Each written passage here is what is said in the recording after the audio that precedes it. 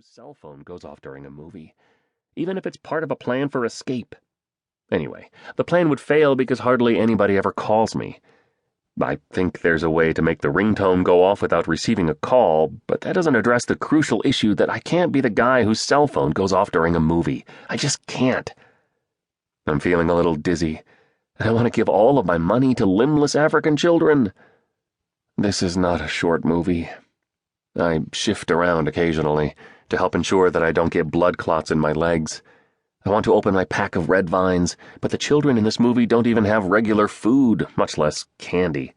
So the idea of eating licorice while they suffer feels wrong. Please, please, please let somebody else walk in. We could do a seat exchange. If anybody else joins the audience, I can leave without any karmic damage. Please. I don't want to see any more dying children.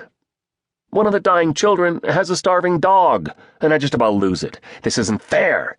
I want to watch the gore-filled horror film. Finally, the movie ends, unless I'm merely hallucinating. Somebody turns the lights back on, and the filmmaker walks to the front of the room. "Does anybody have any questions?" he asks, looking at me. I don't have any questions, but I have to ask one, or his family will think that the sole audience member was not engaged enough by his film to desire further insight. "What was your budget?" I ask. I prefer not to disclose that. It can impact getting a distribution deal. "Oh. Are there any other questions?" he asks. "How long did it take to make?" "About 2 years. "Oh. Well, good job," I tell him. "You made that place look like a hellhole." "Thank you." "You're welcome."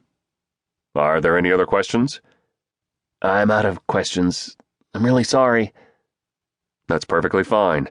Thank you for being here." I politely wait until he ejects the DVD so that his family doesn't think I sprinted for the exit. Then I leave the room, quickly but not too quickly, pretending to be lost in thought over the images I have just viewed. I've got 5 more movies scheduled for today. The next 3 are in the other screening room, so after a restroom and stretch break, I walk in there. It's empty except for a blonde woman seated in the front row center.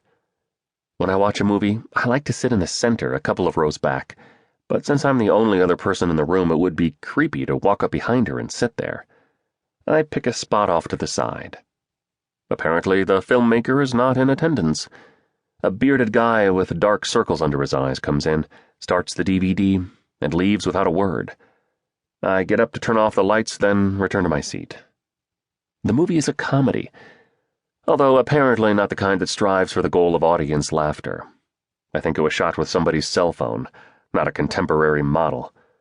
The actors performed their roles with the passion of people being forced to say hi to imprisoned Uncle Frank on a Christmas video. The story is a cautionary tale about a married couple that wins the lottery, and how it doesn't bring them the happiness they expected.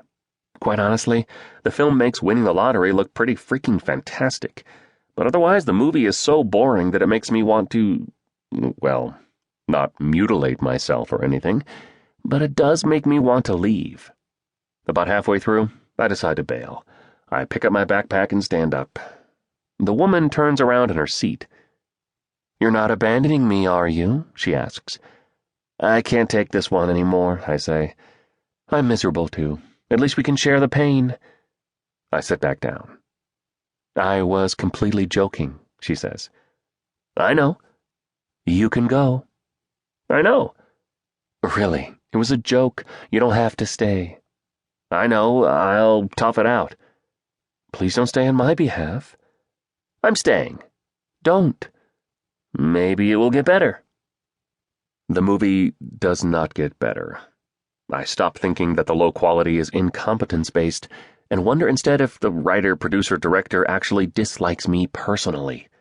This could be part of some elaborate revenge scheme.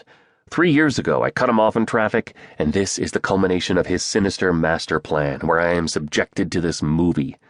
The poor woman in the front row is collateral damage. Or perhaps she's the target, and I'm the collateral damage.